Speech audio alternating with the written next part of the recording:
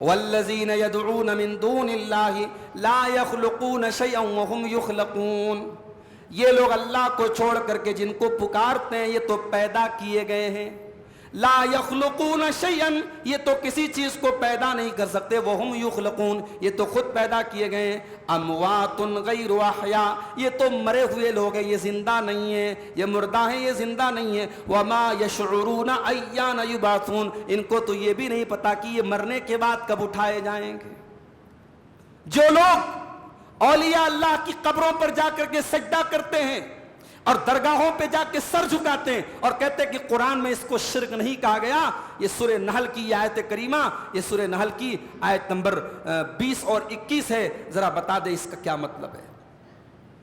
اللہ کہہ رہا ہے کہ اے مشرکو جن کی تم عبادت کرتے ہو، اموات غیر احیاء، وہ مردہ ہیں، وہ زندہ نہیں ہیں. کبھی سامان اگر چوری ہو تو ایک جملہ یاد رکھو، انا للہ و انا الیہ راجعون، اللہم اجرنی فی مصیبتی واخلف لی خیرا منہا. یہ دعا پڑھ دیا کرو.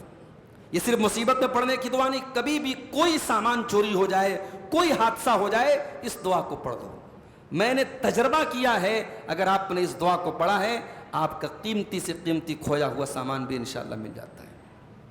اللہ کے رسول کی حدیث ہے کہ انسان اگر اس کو مصیبت میں پڑتا ہے اللہ اس کا بہترین الٹرنیٹ اور بہترین بدل اس کو عطا فرماتا ہے. اللہ رب العالمین والعاقبۃ للمتقین والصلاة والسلام علی سید الانبیاء والمرسلین وعلی آلہ وصحبہ اجمعین. اما بعد. حضرات، قرآن حکیم کے 14ویں پارے کی کچھ آیتوں کی تفسیر آج آپ کے سامنے پیش کی جائے گی. اس پارے کی پہلی آیت میں قیامت کے دن کا ایک نقشہ کھینچا گیا.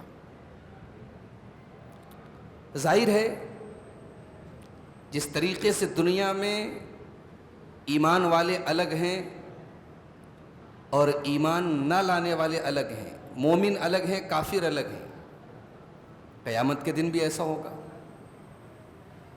تو قیامت کے دن جو کافر ہوں گے، جو دنیا میں ایمان نہیں لا پائے، وہ ایک افسوس کا اظہار کریں گے. کیا کہیں گے؟ اللہ نے فرمایا ربما یود الذین کفروا لو کانوا مسلمین. قیامت کے دن کافروں کی یہ تمنا ہوگی، یہ آرزو ہوگی کہ کاش ہم مسلمان ہوتے. دنیا میں مذاق اڑایا انہوں نے، دنیا میں اسلام کا مذاق اڑایا، ایمان والوں کا مذاق اڑایا، اپنے کلچر پہ فخر کیا، اپنے مذہب پر فخر کیا. مگر قیامت کے دن حقیقت کو دیکھنے کے بعد وہ کافر یہ تمنا کریں گے کاش ہم مسلمان ہوتے. اب اللہ تبارک و تعالیٰ اپنے نبی کو ایک حکم دے رہا ہے.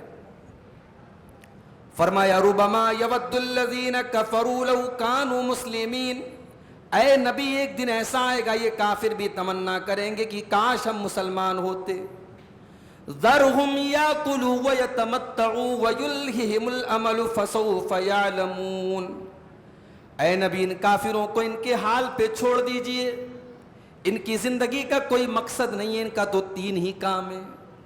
ذرهم یاکلوا، ان کا کام ہے کھانا پینا، ویتمتعوا انجوائے کرنا، ویلہہم الامل اور لمبے لمبے پلان بنانا.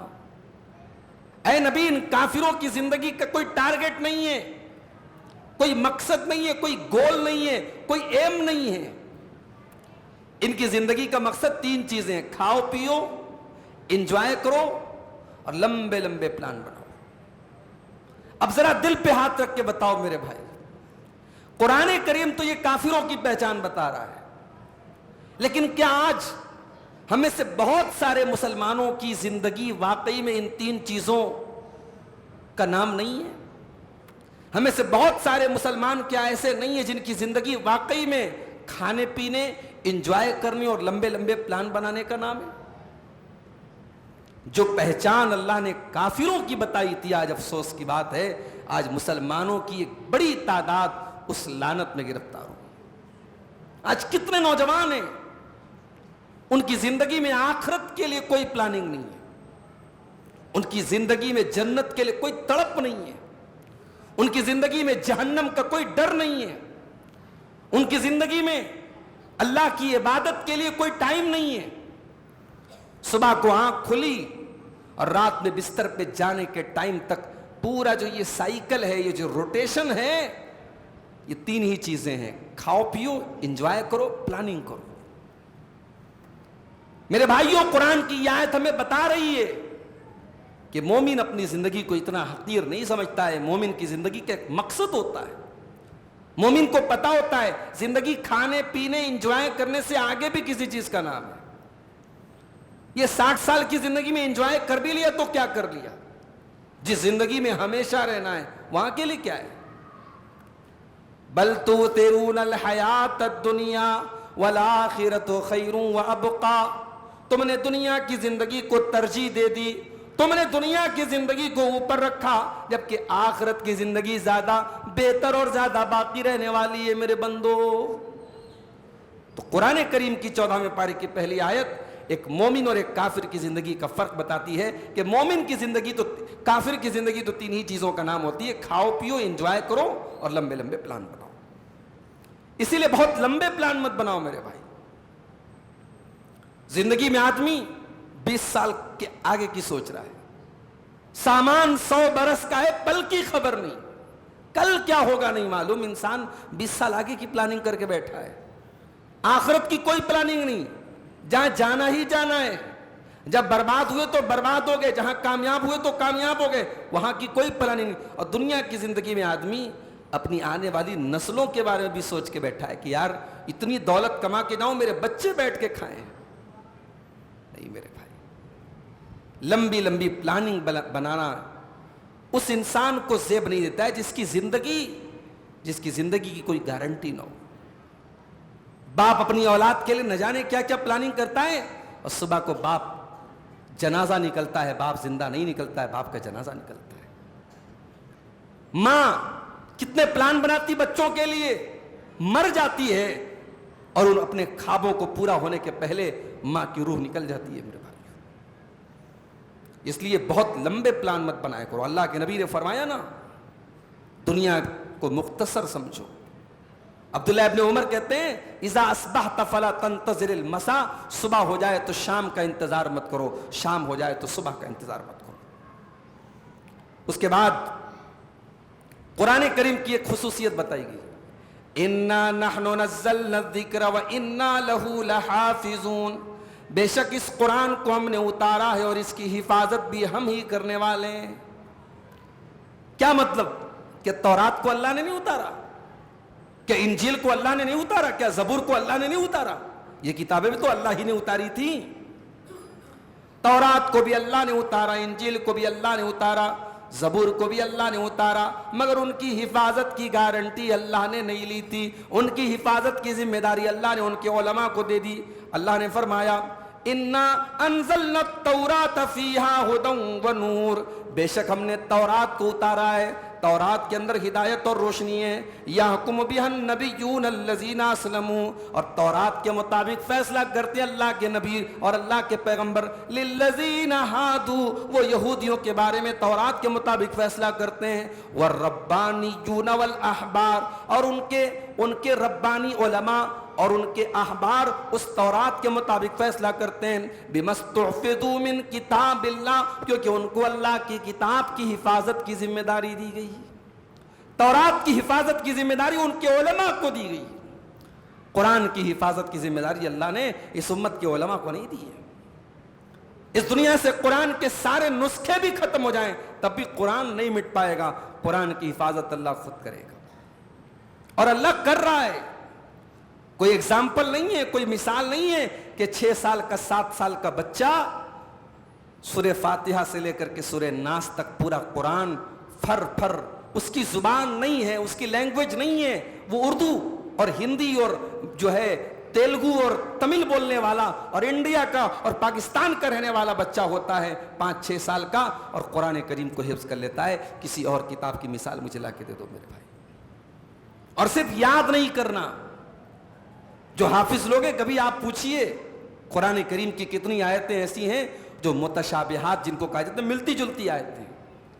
हाफिज का ध्यान भटका नहीं कि पहले पारे के बजाय 9वें पारे में चला गया, तो वो सारे मुतशाबिहात को याद रखना और फिर छोटे छोटे बच्चों का उसको खड़े होकर के सुना देना, ये अल्लाह तबारक व तआला ने अपनी किताब की हिफाजत का एक सिस्टम बनाया है। अल्लाह ने फरमाया इन्ना नहनु नज़्ज़लना ज़िक्रा व इन्ना लहू लहाफ़िज़ून। और एक बात और नोट कर लीजिए, कुरान करीम का टेक्स्ट जिस तरीके से सिक्योर्ड है, कुरान की इंटरप्रिटेशन भी सिक्योर्ड है, कुरान की एक्सप्लेनेशन भी सिक्योर्ड है। अगर कुरान की हिफाजत की गारंटी अल्लाह ने ली है तो कुरान की तशरीह और कुरान का माना और कुरान का मतलब और कुरान पर प्रैक्टिकली कैसे अमल किया जाए, कुरान की उस शरह की भी अल्लाह ताला ने हिफाजत की गारंटी ली है, जिसको हम सुन्नत कहते हैं। जब तक दुनिया में कुरान बाकी रहेगा तब तक सुन्नत भी बाकी रहेगी। ये नहीं हो सकता कि कुरान का टेक्स्ट तो बाकी रहे लेकिन कुरान की एक्सप्लेनेशन खत्म हो जाए, कुरान की इंटरप्रिटेशन खत्म हो जाए। कुरान के साथ साथ कुरान की शरह और कुरान के माना और मतलब की भी अल्लाह हिफाजत कर रहा है।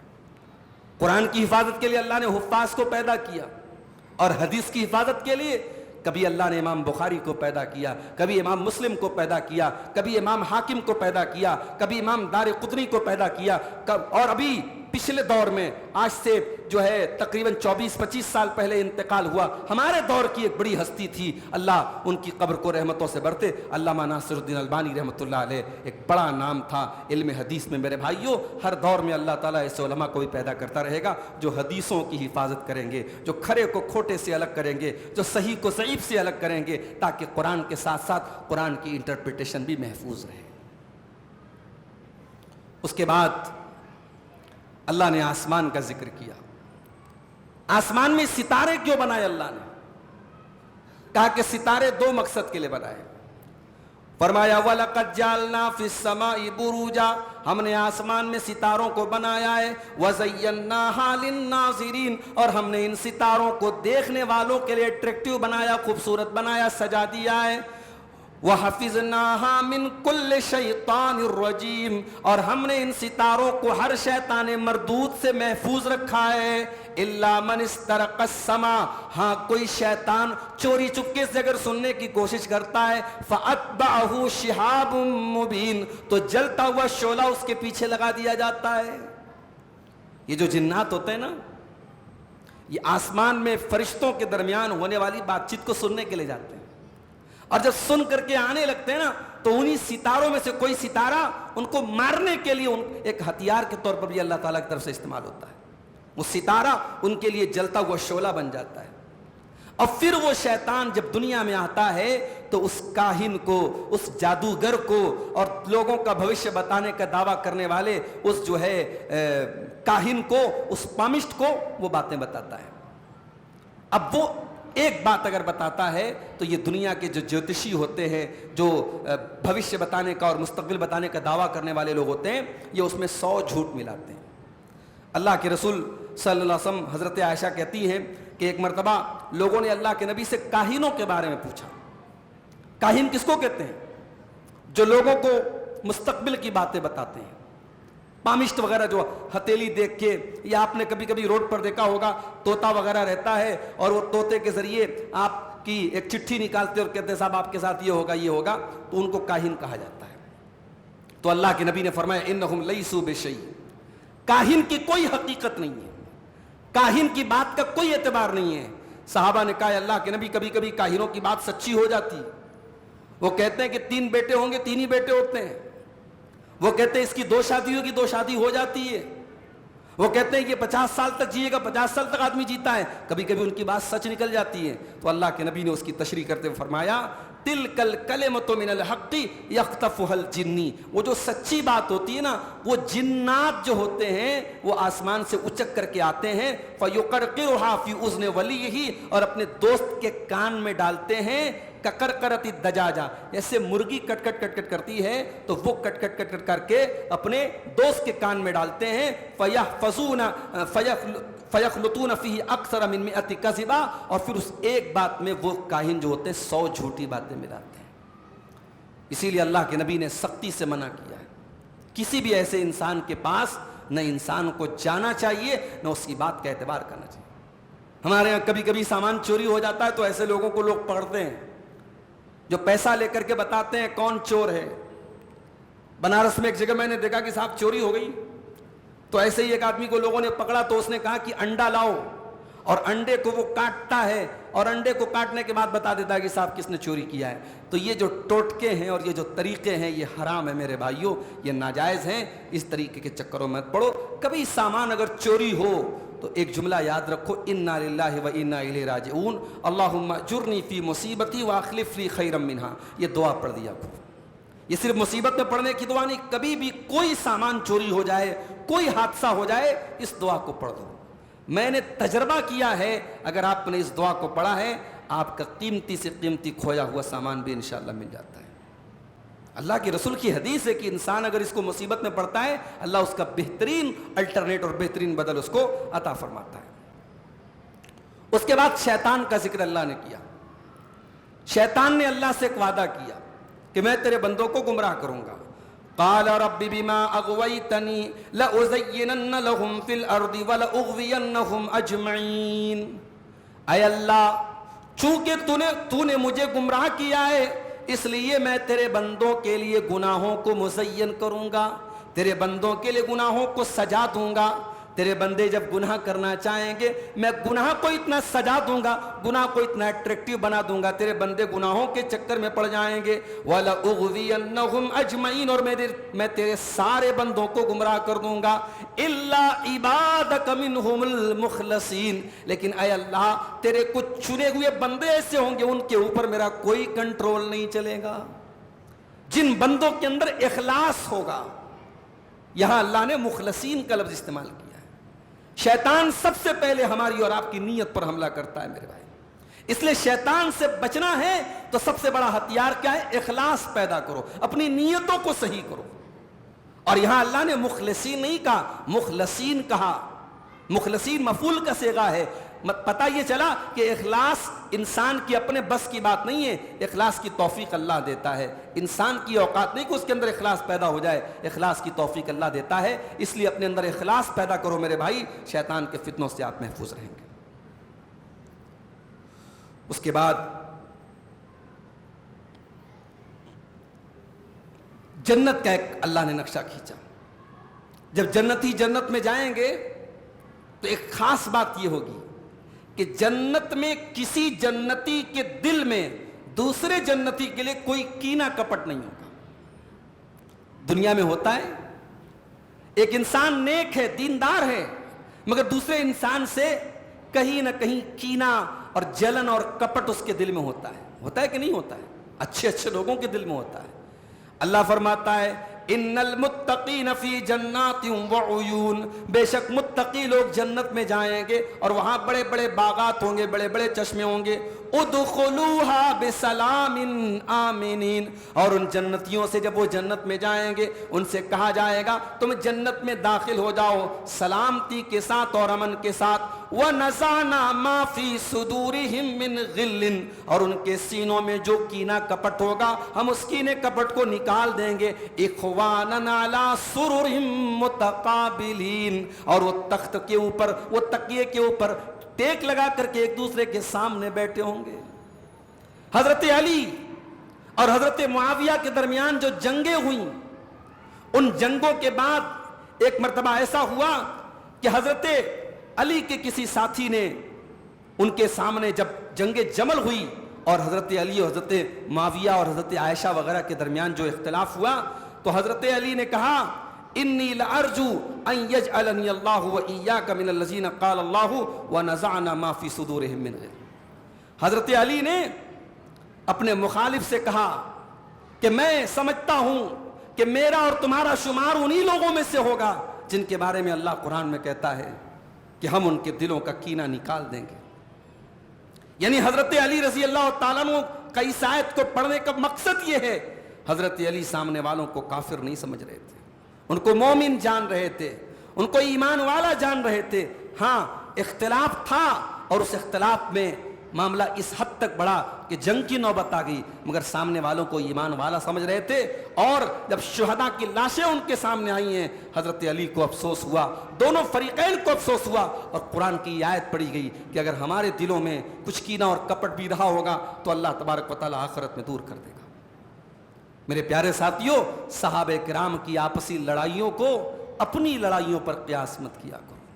بڑے کمزرف ہیں وہ لوگ، بڑے گھٹیا ہیں وہ لوگ جو صحابہ کرام کو آج کے پولیٹیشین کی طرح اور آج کے راجنیتی اور سیاست کرنے والوں کی طرح سمجھتے. صحابہ کرام بھی کرسی کے لالچی تھے، صحابہ کرام اقتدار کی ہوس ان کے اندر تھی، اور کرسی کی لالچ میں انہوں نے لڑائیاں لڑ لی اور جنگیں کر لی. معاف کرنا میرے بھائی، جن کی زندگیاں گزر گئی اسلام کی خدمت کرنے میں، جنہوں نے اپنے جسم پر سینکڑوں ہزاروں زخم کھائے اسلام کے لیے، ہم ان سے یہ توقع نہیں رکھتے کہ کرسی کی لالچ نے ان کو ایک دوسرے سے لڑایا ہوگا. ٹھیک ہے، انسان تھے، اختلاف ہوا ان کے درمیان، جنگیں ہوئیں، مگر ایک دوسرے کا احترام کرتے تھے اور ایک دوسرے کو جنتی مانتے تھے. حضرت علی کا قرآن کی اس آیت کو پڑھنا اس بات کا ثبوت ہے کہ وہ سامنے والوں کو بھی جنتی مانتے تھے.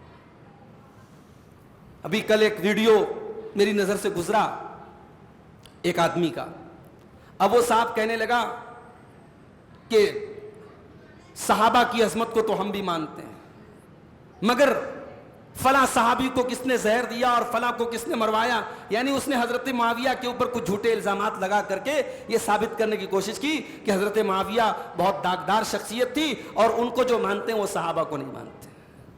یاد رکھو میرے بھائی، حضرت معاویہ رضی اللہ تعالیٰ عنہ اس اعتبار سے بڑی مظلوم شخصیت ہیں کہ ان کے خلاف بہت سارے من گھڑت اور فرضی ان کے خلاف الزامات لگائے گئے اور کہانیاں گڑھی گئیں، ورنہ حضرت معاویہ کے دل میں اسلام کی اور مسلمانوں کی کتنی محبت تھی.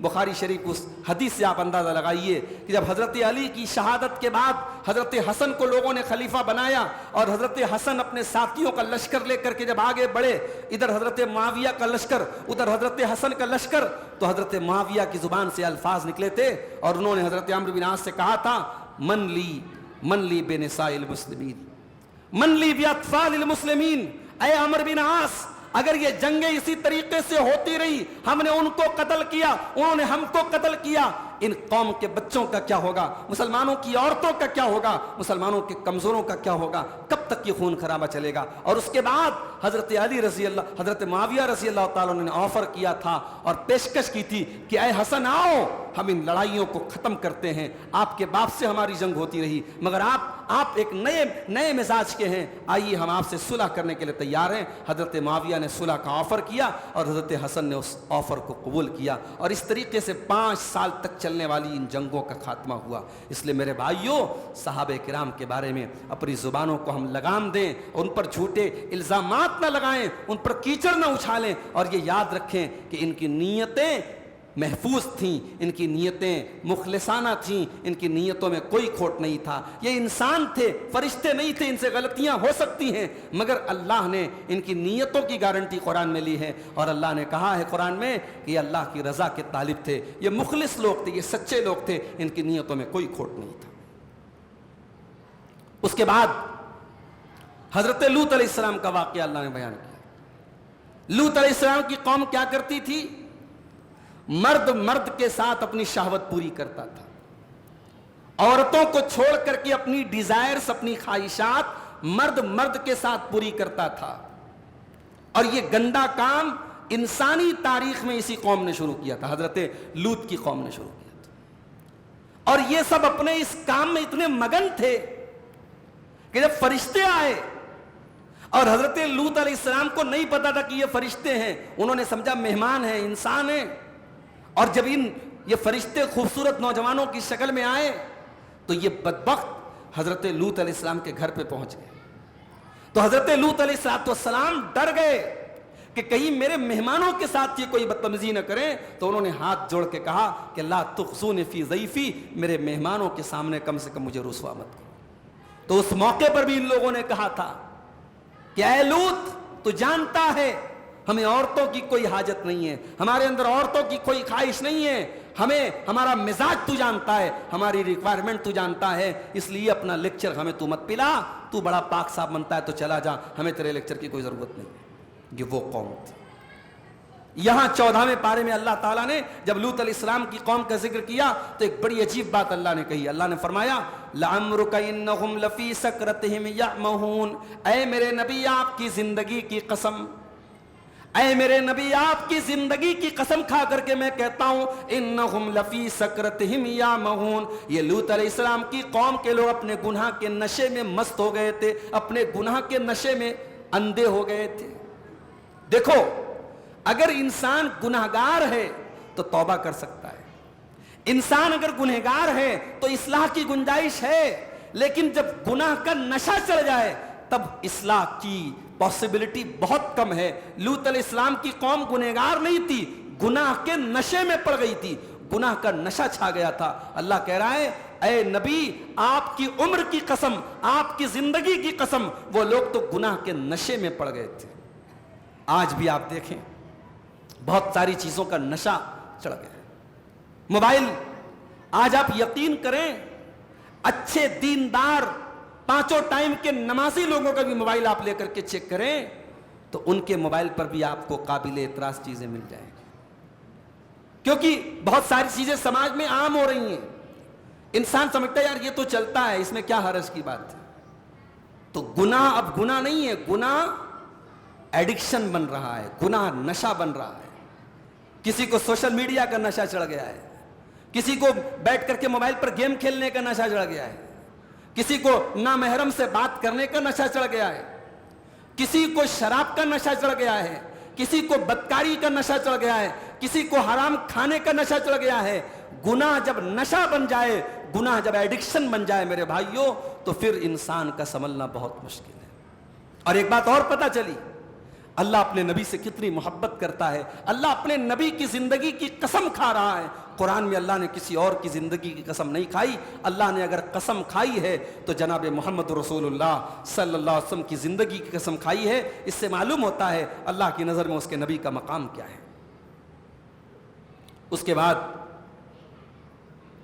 سورۃ النحل شروع ہوتی ہے, اور سورۃ النحل میں اللہ تبارک و تعالی مشرکین کا ذکر کرتے ہوئے فرماتا ہے والذین یدعون من دون اللہ لا یخلقون شیئا وهم یخلقون, یہ لوگ اللہ کو چھوڑ کر کے جن کو پکارتے ہیں یہ تو پیدا کیے گئے ہیں. لا یخلقون شیئا, یہ تو کسی چیز کو پیدا نہیں کر سکتے. وهم یخلقون, یہ تو خود پیدا کیے گئے ہیں.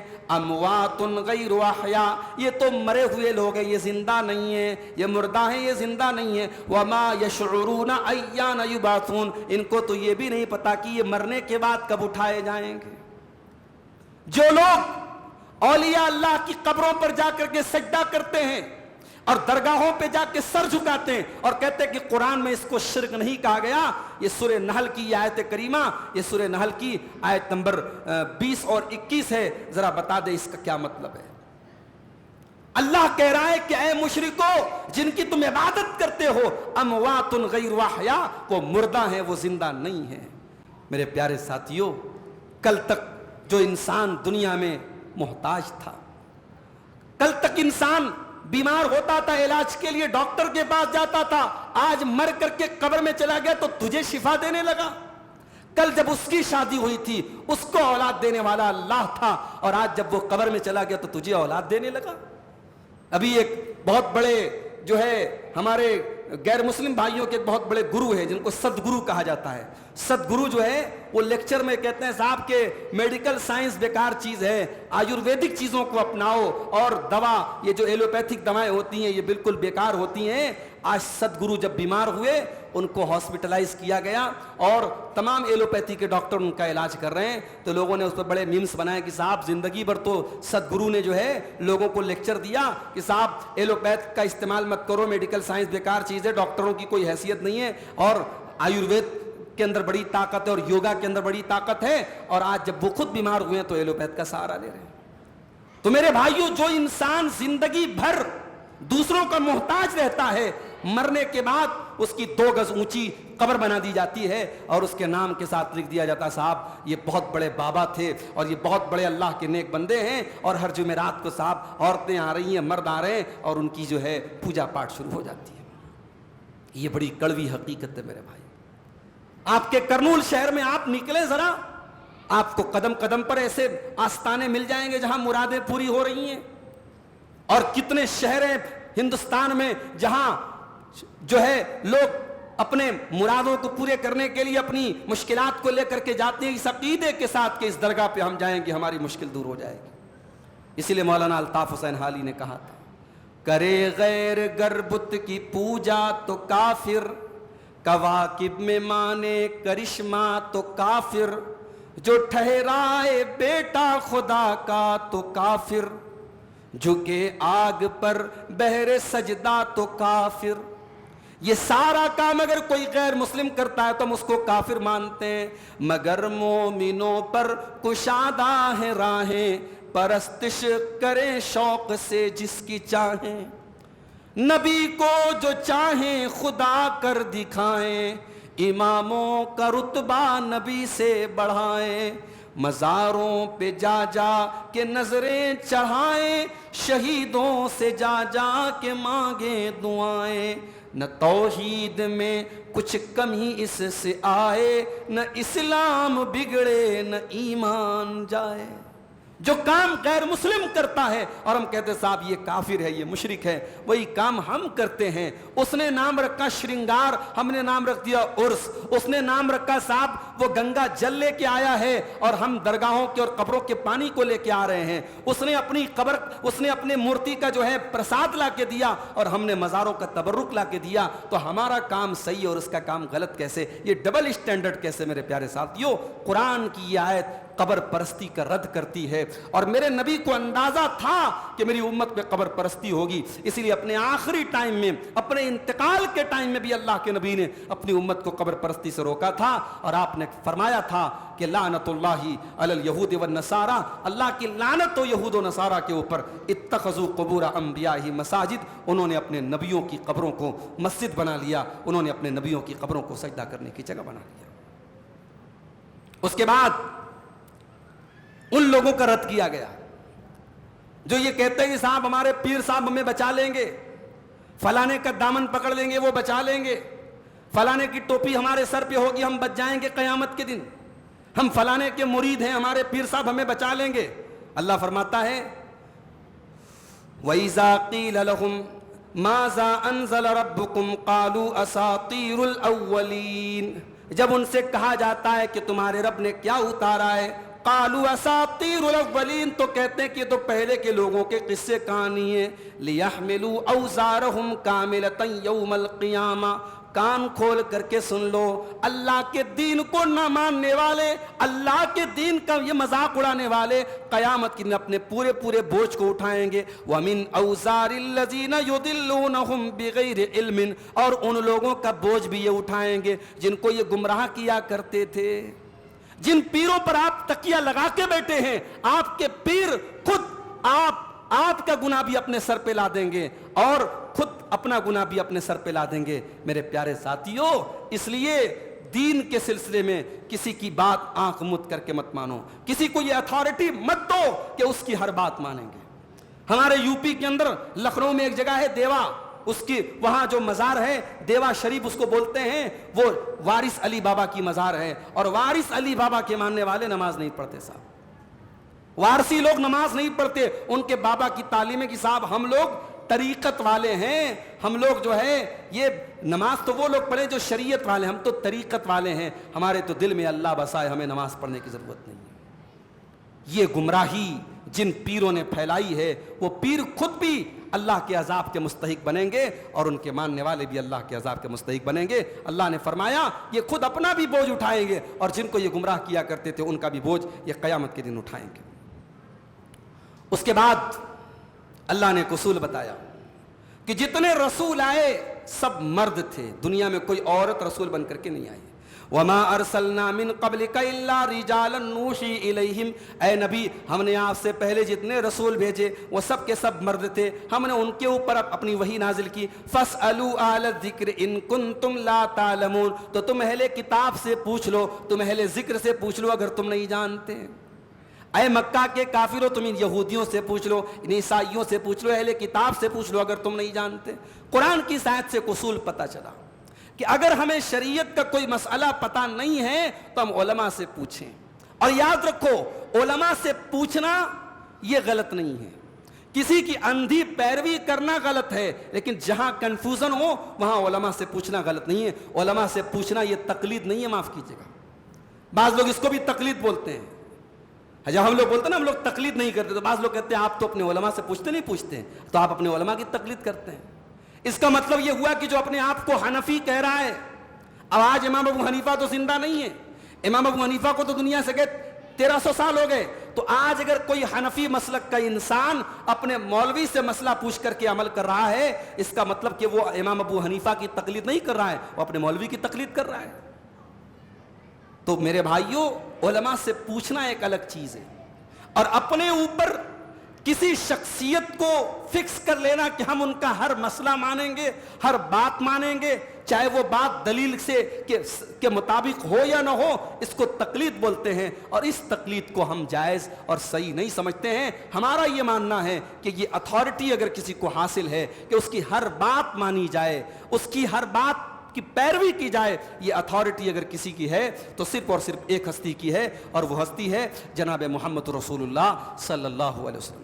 امام مالک رحمۃ اللہ علیہ اللہ کے رسول کی قبر کی طرف اشارہ کر کے کہا کرتے تھے، کل یؤخذ من قولہ ویرد الا صاحب ھذا القبر، ہر ایک کی بات کو لیا جا سکتا ہے، ہر ایک کی بات کو ٹھکرایا جا سکتا ہے، مگر اس قبر والے کی بات کو ٹھکرایا نہیں جا سکتا ہے۔ اس قبر میں جو ہستی ہے، اللہ کے رسول کی جو ہستی ہے، آپ کی ہر بات کو لینا ہی لینا ہے، آپ کی بات کو ہم ٹھکرا نہیں سکتے ہیں۔ میرے بھائیوں، اہل حدیث کی دعوت یہی ہے۔ اہل حدیث کی دعوت اللہ کی قسم یہ نہیں ہے کہ آپ ہمارے بڑوں کو بڑا مانیں، ہمارے اکابر کو آپ اکابر مانیں، ہمارے علماء کو آپ علماء مانیں۔ ہم تو یہ کہتے ہیں صاحب کسی کو نہ مانو، لیکن ہاں جہاں رسول کی حدیث مل گئی اب وہاں بہانے نہ کرو۔ رسول کی تراویح 8 رکعت تھی، آپ 20 پڑھ رہے ہو، اگر آپ یہ تسلیم کر کے 20 پڑھ رہے ہو کہ رسول نے 8 پڑھی ہے اور ہم زیادہ پڑھ رہے ہیں، ہم اس لیے زیادہ پڑھ رہے ہیں کہ بھئی ہم زیادہ پڑھیں گے ہم کو زیادہ ثواب ملے گا، ہم زیادہ رکعت پڑھیں گے، آپ اگر یہ سوچ کر کے پڑھو ہمیں کوئی پرابلم نہیں ہے، لیکن آپ 8 کا انکار کرو، آپ کہو صاحب یہ 8 رکعت تراویح کبھی پڑھی ہی نہیں گئی، یہ ملکہ وکٹوریا کی پیداوار ہے اور 20 نبی نے پڑھی ہے، تو آپ کو دلیل دینی پڑے گی جو آپ قیامت تک انشاءاللہ نہیں دے پائیں گے۔ اور یہ میں بڑے یقین کے ساتھ کہہ رہا ہوں، اس لیے کہہ رہا ہوں کہ حنفی مسلک کے بڑے چوٹی کے علماء نے تسلیم کیا ہے کہ نہیں صاحب یہ تو ماننا پڑے گا کہ رسول نے تراویح 8 پڑھی ہے۔ اب وہ دلیل کیا دیتے کہ حضرت عمر نے 20، ان کے دور میں 20 کا حکم دیا گیا تھا، لیکن علامہ البانی نے باقاعدہ کتاب لکھ کر کے ثابت کر دیا کہ حضرت عمر سے بھی کوئی صحیح سند سے یہ ثبوت نہیں ملتا ہے کہ حضرت عمر نے اپنے دور میں 20 کر دی ہو، انہوں نے بھی اپنے دور میں 8 کا ہی حکم دیا تھا۔ ہاں بعد میں جب تابعین کا دور آیا اور تابعین کے دور میں ایک سوچ یہ آئی، ایک اجتہاد یہ آیا، ایک نظریہ یہ آیا کہ بھئی تراویح کی نماز ایک ایسی نماز ہے جس کی اللہ کے نبی نے حد بندی نہیں کی ہے، اس کی کوئی لمٹ نہیں بنائی ہے۔ اللہ کے نبی نے اگرچہ 8 پڑھی ہے مگر آپ کی یہ بھی حدیث ہے کہ رات کی نماز 2 رکعت ہے، اور جس کو یہ ڈر ہو کہ صبح ہونے والی ہے وہ 1 رکعت وتر پڑھ کے نماز ختم کر دے۔ تو ان حدیثوں کو دلیل بنا کر کے بہت سارے لوگوں نے تابعین کے دور میں 20 ہی نہیں 36 بھی پڑھی ہے۔ امام مالک کہتے ہیں میرے دور میں 36 پڑھی جاتی تھی مدینہ کے اندر، مسجد نبوی کے اندر۔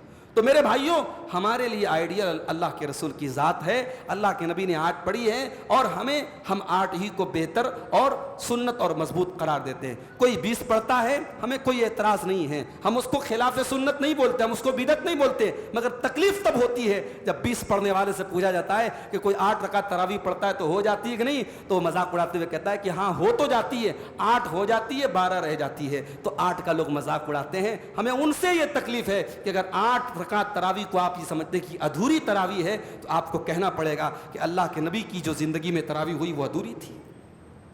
تو آج حدیثوں پر عمل نہ کرنے کے لوگ بہانے بیان کرتے ہیں. رفع الیدین کی حدیث پیش کرو تو لوگ بہانے کرتے ہیں, صاحب اچھا تو آپ اس چیز کا ثبوت حدیث سے دے دیجئے, اس چیز کا ثبوت حدیث سے دے دیجئے. بھائی جس چیز کا ثبوت ہم دے رہے پہلے اس پر تو عمل کرو. اگر آپ رفع الیدین کی صحیح اور کلیئر حدیثیں مل رہی ہیں اور آپ نہیں مان رہے ہو, اور اللہ کے رسول کی صاف حدیثیں سامنے اور پھر بھی آپ نہیں مان رہے ہو, تو آپ بتاؤ کہ ایسے انسان کے ایمان کا کیا ٹھکانہ ہے جس کے سامنے نبی کی صحیح حدیثیں آ جائیں اور وہ انکار کرے اور وہ تعویل کرے اور اس کو گھمانے پھرانے کی کوشش کرے. قرآن کی ان آیتوں کا آپ کیا جواب دیں گے جس میں اللہ کہتا ہے وَمَا كَانَ لِمُؤْمِنٍ وَلَا مُؤْمِنَةٍ إِذَا قَضَى اللَّهُ وَرَسُولُهُ أَمْرًا أَن يَكُونَ لَهُمُ الْخِيَرَةُ مِنْ أَمْرِهِمْ, کہ جب مومن کے سامنے اللہ کا فیصلہ آ جائے, رسول کا فیصلہ آ جائے, تو مومن اگر مگر چونچرا نہیں کرتا. تو ہم علماء سے پوچھنے کو صحیح کہتے ہیں, ہم تقلید شخصی کو صحیح نہیں سمجھتے ہیں.